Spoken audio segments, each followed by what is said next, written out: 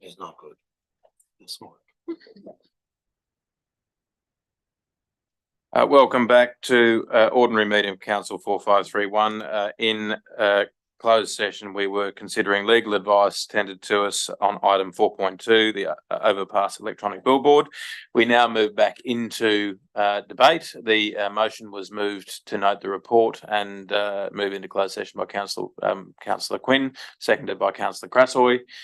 We are now back in debate. So, councillors, any speakers for the motion, against the motion? Councillor Vergara. Proposed amendment. So the amendment is to insert. If we could just pull this up on so that we are clear with it.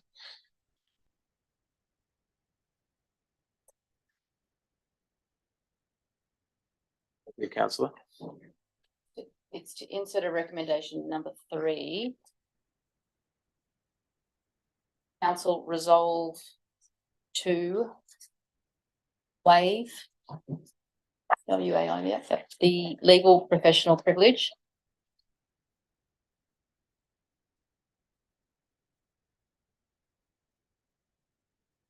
for the legal advice in respect of this matter dated 4 March 4th. Is that the entire amendment? Yes, thank you, Councillor. Moved seconded Councillor Sanderson. Any other debate on the proposed amendment?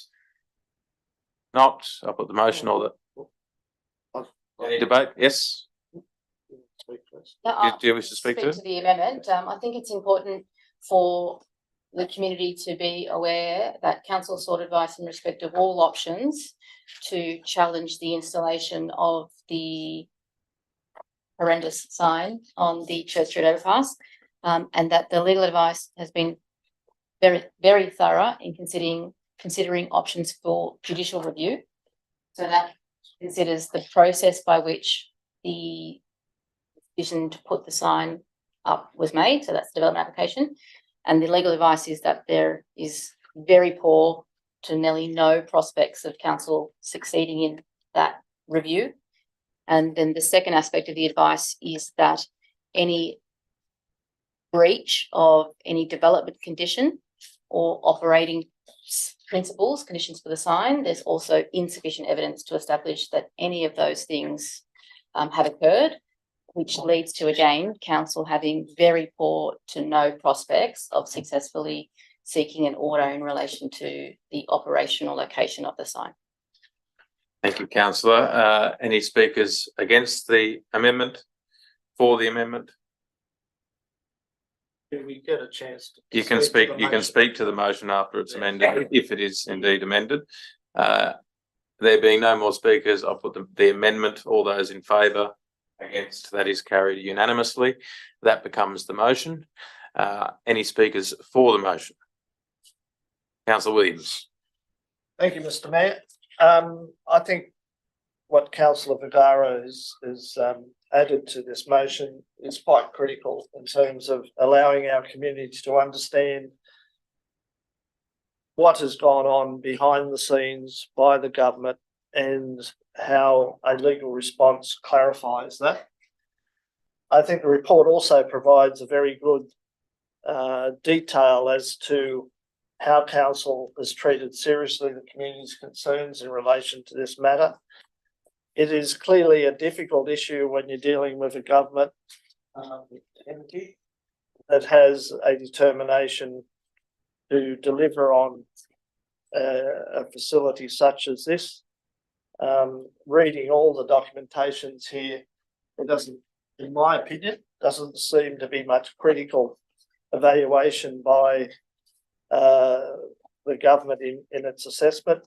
It says it's ticked all the boxes, but it appears to be just ticking boxes. So I think the community warranted council to pursue this matter to its finality, and based on the legal advice which is now available to the community, I think it's going to be, well, there's no avenue for council to proceed anywhere except show its disdain and concern about such an intrusive and I feel a distractive element in our community, particularly considering it's in a conservation area, which under normal circumstances would prohibit its installation.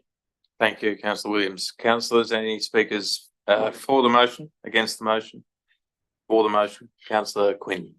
Mr. Mayor, I'd simply say that this unfortunately shows that despite the strong protestations of this council, I note again, we had a unanimous resolution of the previous council against this proposal, and also any community feedback about this proposal was against it, and yet the government still went ahead and did it.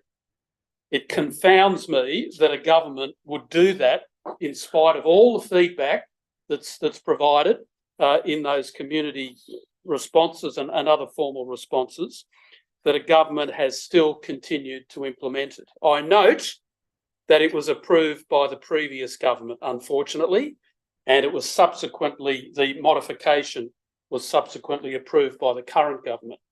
So in both cases, we've got governments that have proceeded with an installation which has very strong community opposition. They're not listening to the local people. Thank you, councillor Quinn. Any speakers against the motion? For the motion, councillor Sanderson. Yeah, thank you, Mr. Mayor. I'm pleased that we are going to make the advice available to community. It's valuable for people to understand our position in full. This council, both in the previous term and in this term, has done everything it could to try to prevent this unfortunate development occurring. I did spend some time going through all the materials, and I thank the director for putting such a good report together so that we were able to look closely at all the issues. There were a number of items that I picked out, but I was very disappointed in the assessment done that ultimately led to the approval. One of the issues, I mean, quite apart from the heritage that Councillor Williams has raised, was pedestrian safety. There seemed to be no acknowledgement that here was a structure being erected that hides the vision of drivers exiting on the northbound exit from Burns Bay Road. That there are pedestrians on the footbridge or the footpath on the overpass. That was sort of fobbed off in the report as well, pedestrians are not permitted on the expressway itself. I found that part of the report particularly disappointing, as I find the outcome disappointing. But again, I commend both terms of council for the work that they've done to try to get a result. And it's unfortunate that the legal advice is that we really don't have any way to go with this. Thank you. Thank you, councillor. Councillor Williams, a question? Two questions. Two questions. I'm not a lawyer, but I guess the lawyers have looked at this, but on page 81 in the consolidated consent, they don't refer to Huntersville Council, they refer to the City of Sydney Council. Does that have a consequence in terms of the legality of an approval? Having the wrong location in the approval? I'll pass to the Director of Planning. Thank you. We asked that question ourselves. No, that was there's another amendment report that we asked for as well, and I can attach it to the paperwork tonight as well. But no, it has no implications. Okay. Councillor Williams. On page 125, in the evaluation, the last dot point intrigued me, and I'm just wondering whether there's been any engagement that the sign operator have committed to enter into a separate agreement with council to deliver additional local public benefits by providing local not-for-profit community groups up to 10 hours of media time each month. Is that being advanced or available? General, through me to the General Manager. Mr. Mayor. Well, councillors, at the at the time of when this was going on, in the lead up to the billboard, I was not at council, so I'm certainly not able to shed any light about what conversations did or did not go on with that entity. But I don't have any formal documentation that stipulates that offer in writing. So I've never acted on it. Is it Councillor possible Williams. to ask the question of them so that we know? I one way or think the other that whether we get something it would that is be your benefit? absolutely worth doing, and that was something that we discussed, if you recall, at the time of our opposition to the proposed DA. So just General through Manager. Just through you, Mr. Mayor, I just make 2 points. The first one is that I'm more than happy to write to the entity and ask them if in fact that offer does stand. But the second point that I would make, given the controversy and the outcry against this billboard, I would be bringing that back as a formal report to council to seek you to endorse whether you want to take that offer up. Thank you, General Manager. Councillors, any other questions? Anyone speaking for the motion? Councillor Preston. Thanks, Mr. Mayor. Most things have already been said, but I would just like to thank again the staff for preparing the initial letters and correspondence to state government ministers on request of council. I think that as Councillor Quinn rightly pointed out, this was clearly nearly probably a unanimous no from the community and from council. And I think back to when the initial fencing was erected, and it was all done, even though we knew about the approval back in 2019, it was all done relatively covertly. And I think that that's a very deplorable way of the state government going about its business. I think that we were blindsided when it was erected, and then we were blindsided again when the billboard was put up on the fence. So it's really disappointing to know that there's nothing that we can do about it. And even though it wasn't initially in council's remit to do something about it, we tried our best. So thank you again. Thank you, Councillor. Councillors, any other discussion? Councillor Quinn, right of reply? If not, I'll put the motion. All those in favour? Against? That is carried unanimously. I now move to item 4.3, planned events April to June. Councillor Williams, seconded. Councillor Crassoy, I will only note that there is a potential due to some extenuating circumstances with one of our conferees that we might slot in an additional citizenship ceremony because there's a timeline that needs to be met with one of the conferees. But if we do that, it will be probably prior to the citizenship ceremony on Refugee Week, which is 16 to 22 June. Councillor Quinn. Mr. Mayor, I also just want to highlight, and I know it's not explicitly part of this report because this is only dealing with April to June, but I just want to flag again, as I did last year, we have Hunters Hill Day on the 31st of July, and we have a resolution of council to have a narrative prepared in readiness for that. So I'm just making sure that that's on track. I'm more than happy to assist with that narrative if required. But You've got a job, Councillor Quinn. Councillor Williams speaking for the motion. No, just a question. Mr. Yes. It relates to the quarterly update for April. As mentioned by Councillor Quinn earlier on, there appears to be a forum that's been set, which I believe is a council forum. I'm just wondering why that's not on the list as well. That should be on the list, I think, councillors, but that was obviously the subject of a resolution of the extraordinary meeting, but I'm sure we can have that rectified. Can I move an amendment to include it?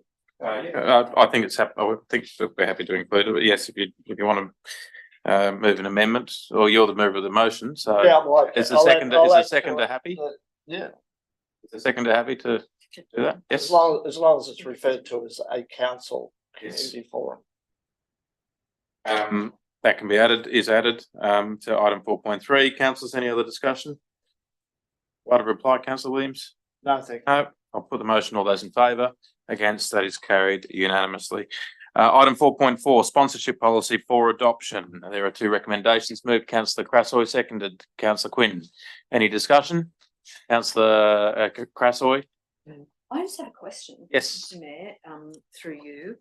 I'm curious about events such as, for example, we know we have a garden festival coming up in September, which isn't technically a council event, but so would that fall within this policy, even though it's not technically a council event? It's an event that's done in conjunction with council.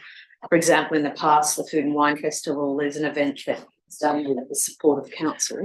Does that mean that those event organisers, those community groups that are creating and delivering those events in partnership with council, are then beholden to this policy, and should something about that be worded into this policy is the question. General Manager. Thanks for the question, Councillor Crassoy. So I guess generally speaking, the answer is no, but in specific relation to the garden competition, as councillors would be aware, we did, in inverted commas, partner and aid significantly in the promotion of the spring garden competition in its rebirth last year, and respectfully, so we should. As Australia's oldest garden suburb, I don't think there'll be any council would disagree that we've got an obligation to do that. In the discussions in the debrief of last year's event, which we have a very close working relationship with both Rotary and the organising committee, that it was a challenge for them in regards to facilitating discussions with sponsors. So I have made an informal offer to the garden competition that council staff will assist them in securing sponsors for this year's event. And again, I think that's just the right thing to do to help them, and those discussions are ongoing. So my Councillor question is, Crassoy. should there be an element in this policy, should in the future that not be the only event that council decides to partner with someone on, that just helps those organisations understand that in partnering with council, they then become subject to council's sponsorship procurement policy? Yeah, it would be my view that if we've got essentially an MOU with an event like the garden competition, that the parameters of the policy prevail. Like, can't probably put it any more simple than that. Thank you, Councillor Crassoy.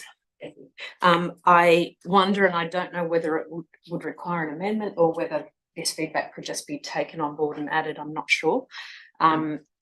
Firstly, in the policy, there's an item 1.3, the first paragraph of it, it's on page 3 of the policy, on page 155 of the council papers.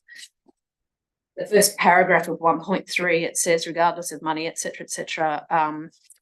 On the third line, it says, and that there shouldn't be a conflict between the objectives and mission of the sponsored agency and council's vision. Should that say of the sponsoring agency and council's vision? I think that can just be amended without. And then within those Material. principles, and this might require an amendment in the floor, within those principles, could we include something about sustainability? For example, that sponsorship of an event complies with council's sustainable event. I think we have a policy around that. We have a policy around balloons, non-reusable, Councillor, can I ask that you move that as an amendment? like it is amendment. Or if you want to propose an amended, given you moved the motion, propose that as an amendment. Perhaps if you keep it general enough, the council staff can fill in the blanks. So that the, I'm just scrolling back up to what it says, that the report be received and noted. 2, that council endorse the sponsorship policy attached to this report at attachment 1. Sorry, councillor. That's okay, because it's already written there. And include a sustainability principle. Just to that's to the end of part 2. Yep. Yep. And so. Is the seconder comfortable with that proposed amendment, councillor Quinn? Sorry, Yes. at item 1.3, but yeah. That's fine. And councillor Rivera had a question? It's just wording. I think it should be you endorse it, subject to including Okay. item 1.3, a sustainability principle. Council endorse the sustainability policy attached, subject to the inclusion At attachment 1, No, of the subject sustainability to principle. the inclusion. item 1.3 The sustainability principle. A Principle. sustainability principle at item 1.3.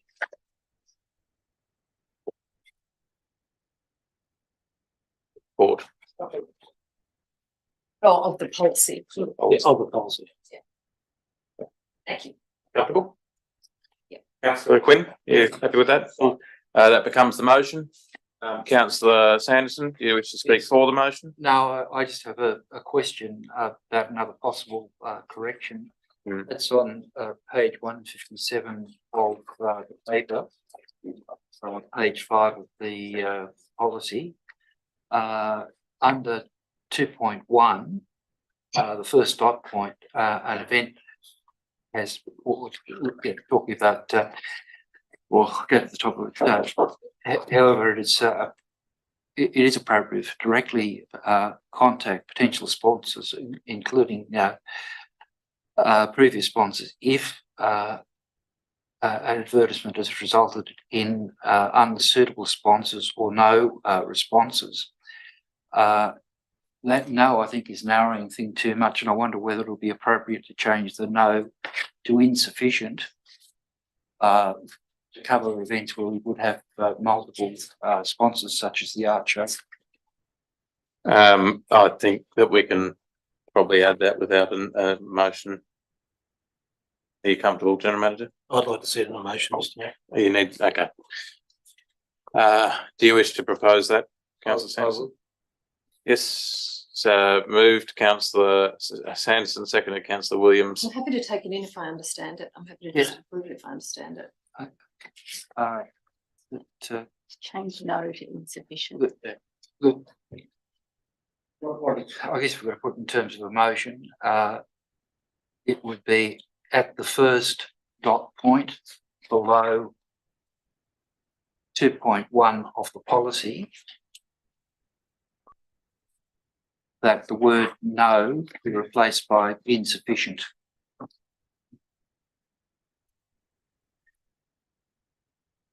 That's it? Yes, yeah. Okay. Councillor Crassel, are you comfortable with that being included? Yes, councillor Quinn, are you comfortable with that being included? That now becomes the motion. Any other amendments? Thank you. Any other speakers? Councillor Vergara? Propose that be worded properly, so it should. Yes. It should just be all one, so it's subject to inclusion of a sustainability principle at item of the policy and the first dot point of blah, blah, blah. That's what, And you're endorsing the policy subject to those two amendments. So take away In the three, just make it and, yeah. Yep. Yeah, perfect. councillor Crassel, are you comfortable? Councillor Quinn, are you Yep. comfortable? Sure. That now becomes the motion. Any other speakers? For, against? Right to reply, councillor Crassel. Not, so put the motion. All those in favour, against, that is carried unanimously. I now move to item 4.5, development applications determined by the DCU. Development applications determined by the local planning panel in February 2024. Moved, councillor Vergara, seconded, councillor Quinn. Any discussion? If not, I'll put the motion. All those in favour, against, that is carried unanimously. Now move to item 4.6, development applications determined by the DCU in February 24. Moved, councillor Williams, seconded, councillor Quinn. Any discussion? Not, I'll put the motion. All those in favour, against, that is carried unanimously. Move to item 4.7, development applications determined under delegated authority in February 2024. Move, councillor Quinn, seconded, councillor Vergara. Any discussion? If not, I'll put the motion. All those in favour, against, that is carried. Deputy Mayor got ahead of herself there. Item 4.8, report on legal matters, February 2024. Moved, Councillor Williams, seconded Councillor Vergara. Any discussion, Councillor Williams? I have a question. On page 178 and for the rest of the documentation associated with the report, it's headed up Huntersville Council confidential status report. Is this confidential or is it something that is public? General Manager. Confidential. I get the report. Yeah, through you, Mayor. It's just the title that the lawyers have been using. It's not confidential. It's open for everybody to view. I'll review that. Thank you, Councillor Quinn. And through Mr Mayor, the Director, so item 8 William Street, Henley, Yes. item 1204-827. Is it possible to get is there any comments on the outcome of that site meeting on the 4th of March? Or do we have to wait for the next legal report for that? There's no outcome. All I can report is a site visit, explain on the other side what the issues, what our issues are, what our contentions are. And for argument's sake, illegal construction of pergola, landscape area and driveway, glass on balustrading. So I'm not talking out of school, it's just a factual thing. So that's all I can give you at this stage. And it's gone back to the other side for them to come back. How they're going to action it, how they're going to remedy it, and what amendments they need to do. So that's where we're at the moment. So like I said, we document what the issues are. We're trying to, we're flagging them that are serious matters, the serious issues, and it's called further creep effect. Yeah. So summing what I'm hearing you say, so at that meeting on the 4th of March, all of the non-compliances were set out and made explicitly clear to the owner of the property And their lawyer. and their lawyer. And so it's now back with them how they're going to remedy those non-compliances. Yep. Thank you. Councillors, any other questions of this report? If not, Councillor Williams, would like to speak to it? No? I'll put the motion. All those in favour? Against? That is carried unanimously. Item 4.9, councillor briefings and workshops. Moved Councillor Crassoy, seconded Councillor Prieston. Any discussion? Councillor Williams. Yeah, Mr Mayor, it relates to the earlier comment made by Councillor Quinn in relation to councillors were advised the Mayor will be facilitating community meeting about the planning reforms. Yes.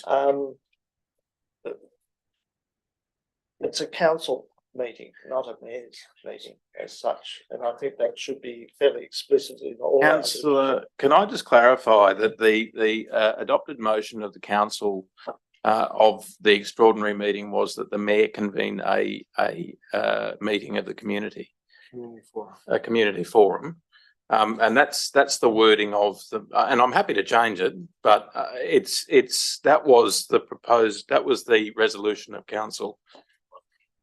Clearly the intent was that you would be representing council, not yourself, and I think that's where it gets a bit unclear. Well, I am representing Councillor very Williams. I am representing council because I am the chair of the body of council, and I am its representative. So I am representing council and the resolution that council passed. Now, if you would like the wording changed in that, I'm very comfortable with changing the wording, and if you'd like that to be reflected, then that's fine. But the resolution of council was that the mayor convene a meeting, and that's adopted. Yeah. And we are acting on the resolution, as the director just said.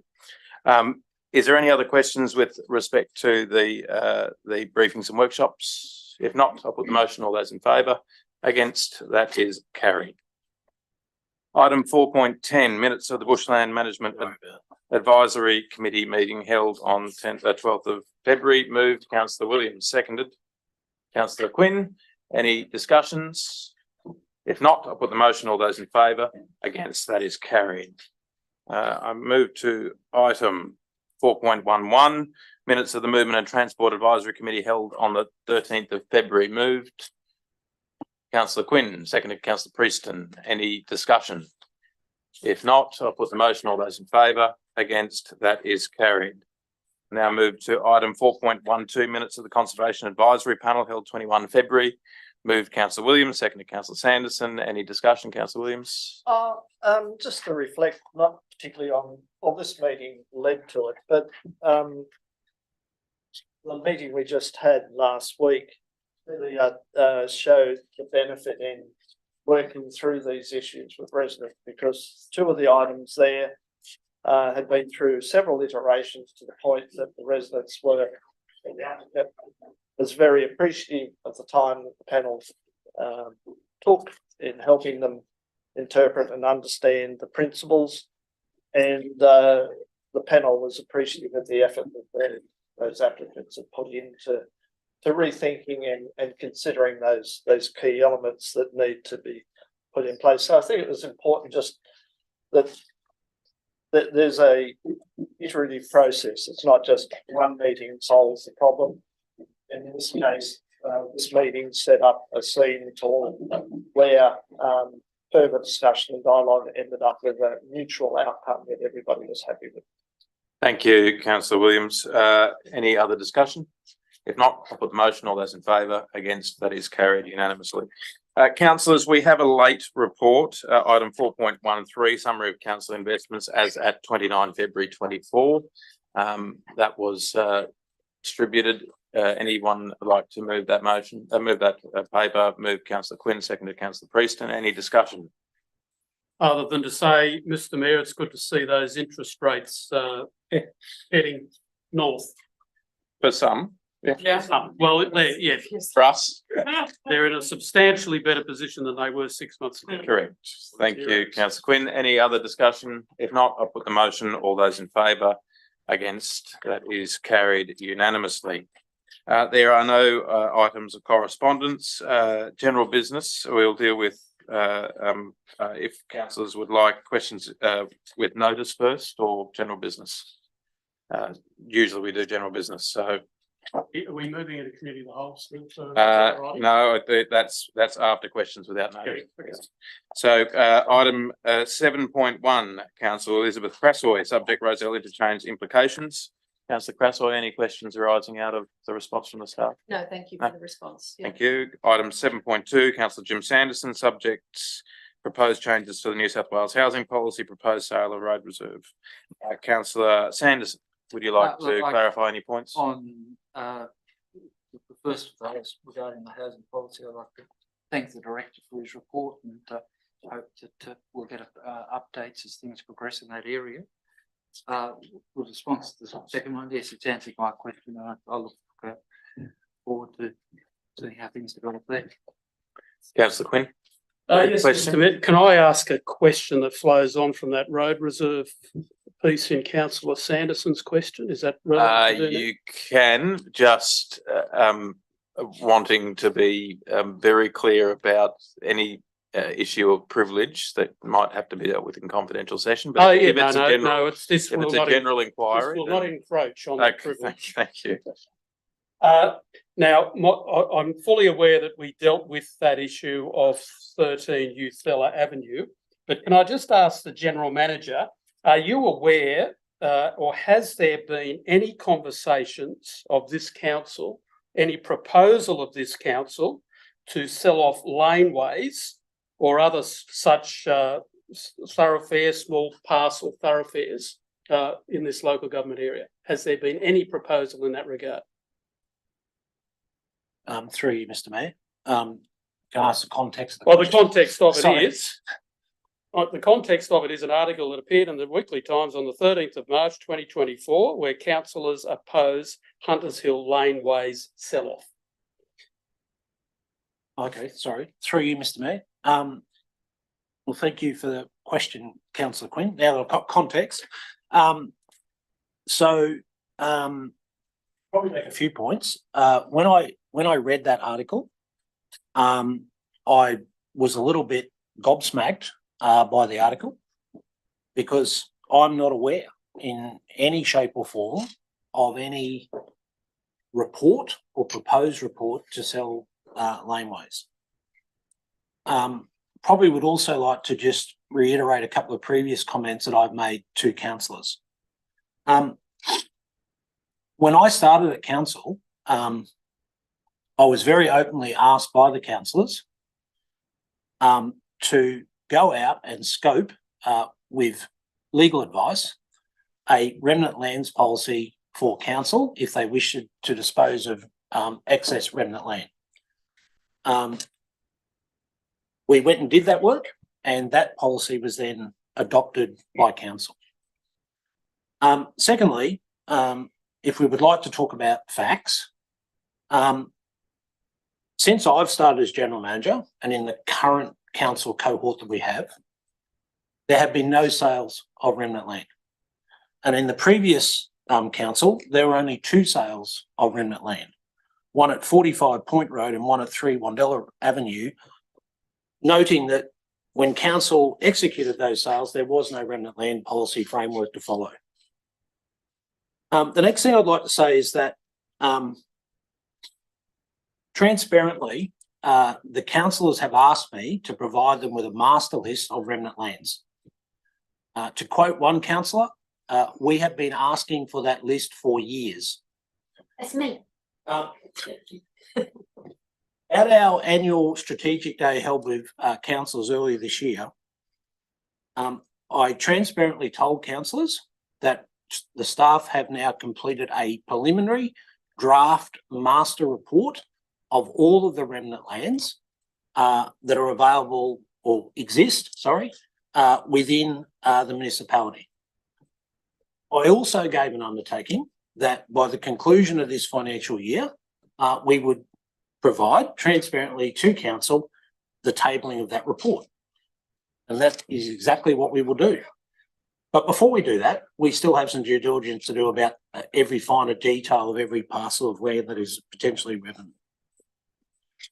I was very disappointed, if I'm being honest, in that newspaper article where it made reference that councillors don't know that if there was a remnant land sale, where the money would go.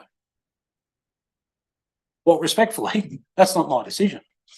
If we ever got to a stage where we would sell a remnant piece of land, we would come with a recommendation of how that money would be utilised.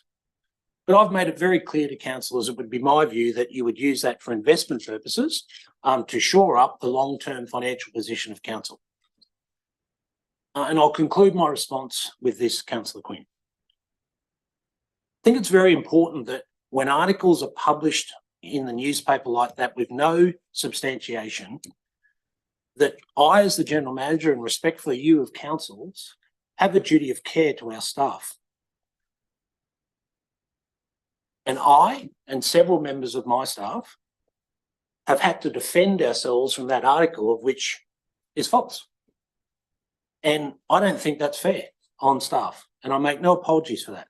So I just want to be mindful to councillors that when public statements are made, you need to understand in 2024, where people are dealing with serious mental health issues, that when you put pressure on staff like that, that's unwarranted, it's not fair. And I'll leave it at that. Councillor Quinn, before you go on, I will say, and I've said this again, councillors need to be really conscious that although there is often debate here, the staff don't get the opportunity to debate. They do an extraordinary job with the resources that they've got, and they can't defend themselves in those situations. So I'd be very cautious, as the general manager has just pointed out, of creating situations where you're implying that there is something underhanded happening, which in this case was completely false. Councillor Quinn. So, Mr Mayor, if I may, I'd like to ask a question of one of the other councillors. And so, Councillor Williams, can I ask you why you're the councillor quoted in this article? Why did you feel it necessary to suggest, as is in the article, that this council is going to be selling off, for example, those laneways on the peninsula that provide access, that run behind heritage properties? Why did you do that? Councillor Williams. Well, it's pretty clear. I did not write the article. And that's where it stands. I didn't write it. It's written by a journalist. And they've interpreted my comments the way they wanted. So if I may ask again, Mr Mayor, so are you saying that the things that you are quoted as saying in this article are not correctly quoting your words? I haven't read the article, so I'd have to read it to be able to tell you that.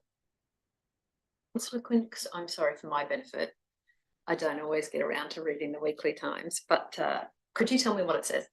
So the article basically speaks of the header paragraph, the proposed sell-off of laneways and pathways across Hunters Hill municipality is being opposed by independent councillors Ross Williams and Jim Sanderson. And then it goes through and explains that further with quotes throughout the article from Councillor Williams. Sorry, who does it say it's being proposed by? It doesn't. Well, it infers that it's proposed by council. What a bizarre article.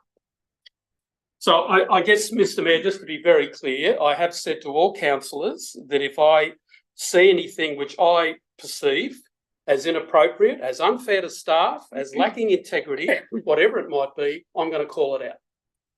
Councillor Quinn. I think that's a sentiment shared by most of the councillors around the table. Councillor Bagara. Question Yes. to the General Manager through you, Mr Mayor. Has the General Manager or anyone on staff been asked for a quote, detailed map of where endangered laneways and pathways are located? General Manager. Through you, Mr Mayor, not specifically, no. Other than, I'll just refer back to the comment previously that councillors, generally speaking, when I first started, Not Did remnant ask, land. but specifically to your question, separate. no. Yeah. So question to Councillor Williams, will he write to the TWT and ask them to correct the misdescriptions, the half-truths and just blatant lies that come as quotes from his mouth? I'll invite Councillor Williams if you'd like to respond. No. Councillor Krasoy. I'm sorry, because I do have a question. Yes. Again, gobsmacked, because I don't only think this is unfair to the staff. I think this is unfair to our community. And Councillor Sanderson and Williams in the last term of council weren't the ones deceiving our community. It appalled me then when it was being done by other councillors, and it appalls me now. So I'm curious if the article's quoting that Councillor Sanderson and Williams are opposed. Not Councillor Sanderson. Oh, sorry, quite sorry. Councillor Sanderson, did you tell the Weekly Times that you were opposed to the sell-off of laneways? I don't understand, having endured what you and I particularly endured in the last term of council at the subject of other councillors. I don't understand why you would mislead our community in this way. So I'm hoping that you've been misquoted here and that you would like to write to the Weekly Times to correct that misinformation that's being peddled. Oh, I had absolutely nothing to do with that article. If that first paragraph, I guess, Times has taken liberties, they would understand my opposition to those kind of sell-offs. And But they don't exist. Proposed. Not as a principle. On something. Councillors. I was surprised by the content of that article. There was nothing, certainly nothing I've ever said at any time to suggest that there was proposed to be sell-off of laneways. I have kept to the point, as I have with this, about my concerns, and I've been very careful in drafting that question to ensure that I've stuck to what is publicly available on that matter. As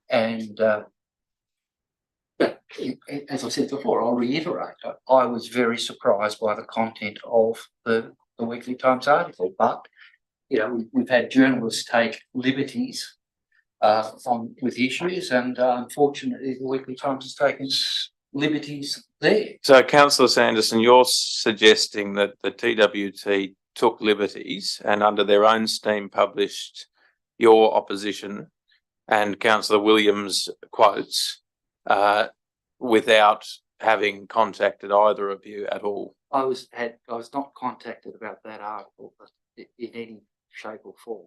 Mm. So would you consider- I was surprised by it. Would you consider writing to the paper to clarify your position and the truth? Again, I won't respond to that. Oh, my Councillor Williams Lord. chose not to respond. That should be a very Anyway, easy. Mr. Mayor, Councillor Quinn. can I suggest, I think the point has been made. I also note that in this article, councillor Sanderson was not quoted. He's not Yes, quoted, he's but not it quoted. does say he's Yep. opposed to it. And I was hoping to appeal Anyway, to that. That should be corrected. That's not true.